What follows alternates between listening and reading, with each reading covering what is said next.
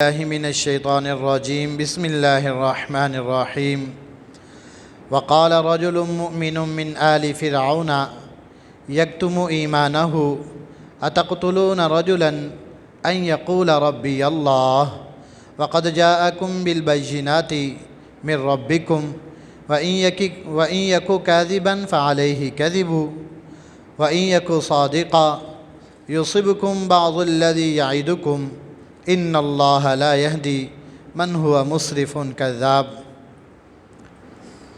گزشتہ آیات کا آپ نے ترجمہ پڑھ لی یا تفسیر پڑھ لی کہ جب حضرت موسیٰ علیہ السلام نے فرعون کے دربار میں جا کے اللہ کی توحید سنائی تو وہ آپے سے باہر ہو گیا، کہنے لگا کہ مجھے چھوڑو، میں حضرت موسیٰ کو قتل کرتا ہوں۔ وہ آپس میں یہ مشورہ کر رہے تھے۔ ایک فرعون کا چچا زاد بھائی جو ایمان لے آیا تھا موسیٰ علیہ السلام پر، لیکن ابھی تک اس نے اپنے ایمان کو ظاہر نہیں کیا تھا، چھپ کے وہ ایمان لے کے آیا تھا، اپنے ایمان کو ظاہر نہیں کیا تھا۔ وہ اس موقع پہ بول پڑا، کہنے لگا کہ دیکھو کیا بات ہے کہ تم اس ایسے شخص کو قتل کرنے کے پر تیار ہو گئے ہو کہ جو کہتا ہے کہ میرا رب اللہ ہے۔ صرف اتنی سی بات پہ تم اس کے قتل کا پروگرام بنا رہے ہو۔ دیکھو دو باتیں ہیں، یا تو وہ سچا ہے یا جھوٹا ہے۔ اگر تو وہ جھوٹا ہے تو اتنا بڑا جو دعویٰ کرتا ہے کہ میں اللہ کا رسول ہوں، اللہ کا پیغمبر ہوں، اور یہ توحید والا وہ دعویٰ کر رہا ہے، تو پھر وہ اس کا جھوٹ جو ہے وہ اس پہ خود گرے گا۔ اللہ کا پیغمبر ہونے کا دعویٰ کرنا یہ کوئی معمولی دعویٰ نہیں ہے، خود اللہ تبارک و تعالیٰ اس کو اس دعوے میں پکڑ لے گا اگر وہ جھوٹا ہے۔ لیکن اگر وہ سچا ہے تو پھر تمہاری شامت آئے گی، کیونکہ وہ کہتا ہے کہ جو میری بات نہیں مانے گا، میں اللہ کا سچا رسول ہوں، جو میری بات نہیں مانے گا اس پہ کیا آئے گا؟ عذاب آئے گا۔ تو یہ اس کی تقریر ہے۔ بنیادی طور پر یہ رجل مؤمن تھا جو اپنے ایمان کو جو چھپا رہا تھا، اس نے 3 تقاریر کی ہیں۔ آج تو پہلی تقریر کے 2 حصے آئیں گے یا ایک حصہ میرا خیال آئے گا، مختصر لمبی بات چیت ہے، آپ غور کرتے جائیں۔ وقال رجل، اور کہا اس مرد نے، مؤمن جو مومن تھا، من آل فرعون، فرعون کے خاندان میں سے تھا، یعنی فرعون کا چچا زاد بھائی تھا، یکتم ایمانہ، وہ اپنے ایمان کو چھپاتا تھا، اب تک یعنی اس نے اپنا ایمان چھپائے رکھا تھا۔ اتقتلون رجلا، کیا تم ایسے شخص کو قتل کرتے ہو، ان یقول ربی اللہ، صرف اس بات پر کہ وہ کہتا ہے کہ میرا رب کیا ہے؟ اللہ ہے۔ وقد جاءکم بالبینات، اور تحقیق بات اس طرح ہے کہ وہ تمہارے پاس واضح دلائل بھی لے کے آیا ہے اپنے رسول ہونے کا، من ربکم، تمہارے رب کی طرف سے۔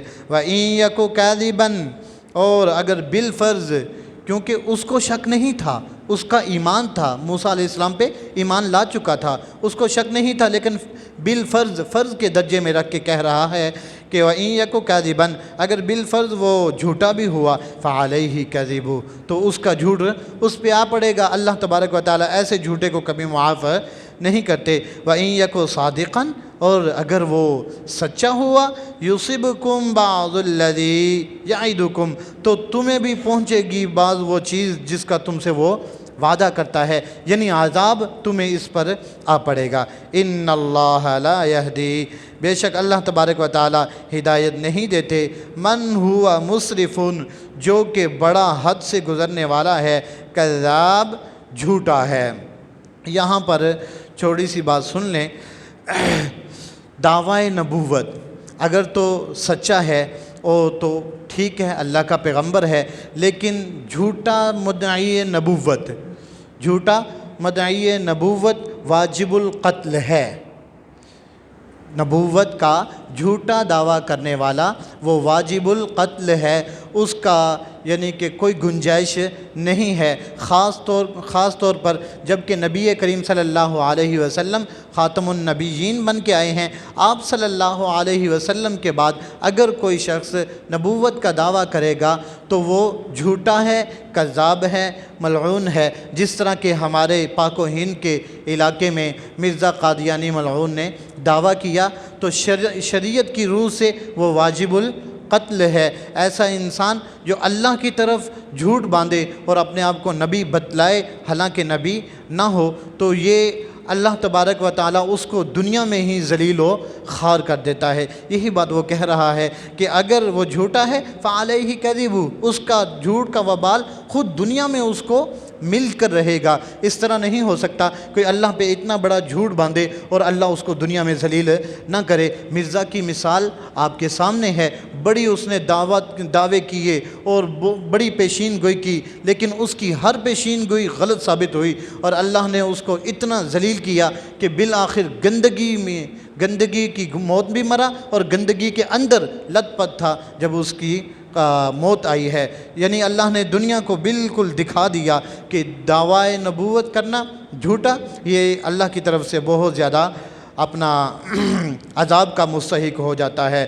اور یہ جو اس نے بات کی ہے کہ اتقتلون رجلا ان یقول ربی اللہ، کیا تم ایک انسان کو صرف اس لیے قتل کرتے ہو کہ وہ کہتا ہے میرا رب اللہ ہے؟ حضرت ابو بکر صدیق رضی اللہ تعالی عنہ نے نبی کریم صلی اللہ علیہ وسلم کے لیے بھی بالکل یہی الفاظ ارشاد فرمائے۔ آپ صلی اللہ علیہ وسلم کعبۃ اللہ کی چھاؤں میں ایک دن نماز پڑھ رہے ہیں، عقبہ بن ابی معیط نامی ایک شخص بدبخت آیا، میرے نبی کریم صلی اللہ علیہ وسلم کی گردن میں اس نے رسہ ڈالا اور اس کو مڑوڑنے لگا، یعنی آپ صلی اللہ علیہ وسلم کو تکلیف دینے لگا، گلا گھونٹنے لگا۔ حضرت ابو بکر کی نظر پڑ گئی، بھاگ کے آئے اور اس کو چھڑایا، اس کی گردن سے پکڑ کے اس کو باہر پھینکا اور یہ الفاظ کہے کہ اتقتلون رجلا ان یقول ربی اللہ، کیا تم اس شخص کو صرف اس لیے مار رہے ہو کہ وہ کہتا ہے میرا رب اللہ ہے؟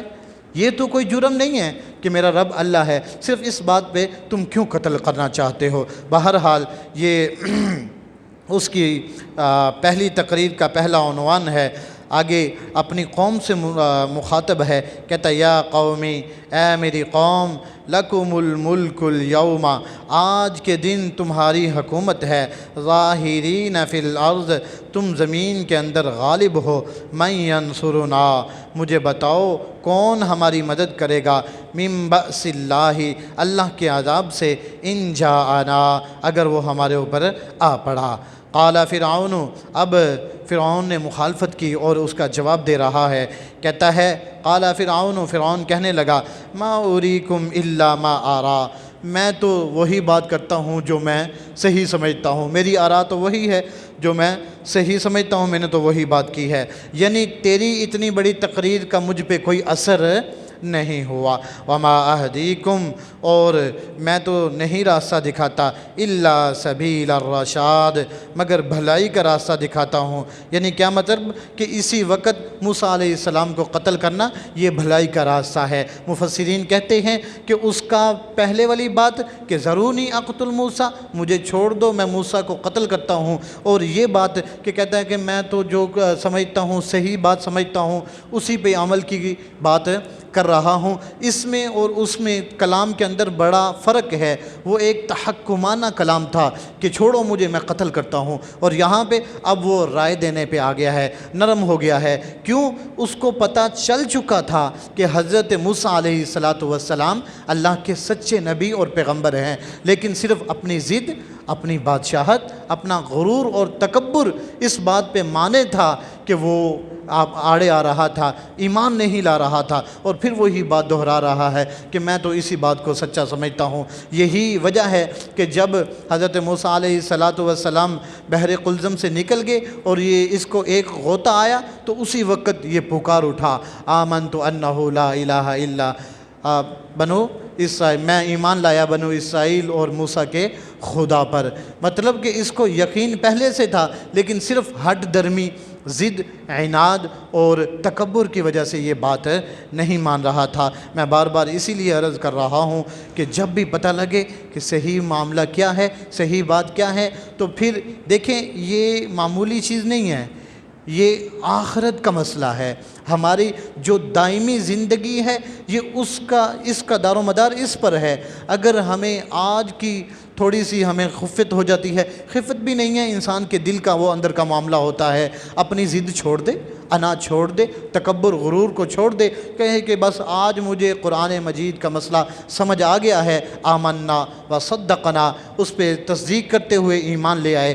اگر دوسرا معاملہ ہوا مطلب ضد والا یا عناد والا یا پھر تکبر کے اگر اندر اڑگ جائے گا تو یہ دنیا چند دن کی دنیا ہے، پھر وہ آخرت کی زندگی جو ہے، جو ابدالآباد کی زندگی ہے، وہ کیا ہو جائے گی؟ ہمیشہ ہمیشہ کے لیے تباہ ہو جائے گی۔ اس لیے کوشش بھی یہ کیا کریں کہ قرآن کی بات کو ہمیشہ ساتھ کہیں اور اللہ سے دعا بھی مانگا کریں، اللہ سے ہدایت کی دعا بھی مانگا کریں کہ یا اللہ جو ہدایت ہے وہ ہمیں ہدایت کر کے دکھا دے۔ اللہ کے رسول نے دعا سکھائی ہے، اللہم ارنا الحق حقا فارزقنا اتباعہ، یا اللہ ہمیں حق کو حق کر کے دکھا دے اور پھر اس کی اتباع کرنے کی بھی توفیق کر دے۔